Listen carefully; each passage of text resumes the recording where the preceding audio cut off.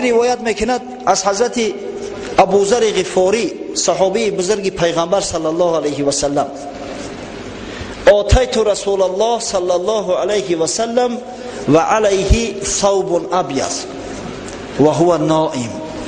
میگوید نزد پیغمبر خدا صلی الله علیه و سلم اومدم، حضرت در بدن لباس سفید داشت، خواب بود، نافارش نکردم. میگه برگشتم. ثم آتیته و قد استیقظ. بار دیگه وقتی اومدم حضرت علی از خواب خیست است. گفت: یا ابوذر، ما من عبد یقول لا اله الا الله محمد رسول الله ثم مات على ذلك الا دخل الجنه. هر بنده ای که لا اله الا الله محمد رسول الله میگه و اهل همین کلمه از دنیا میروه، این مرد داخل جنت میشود.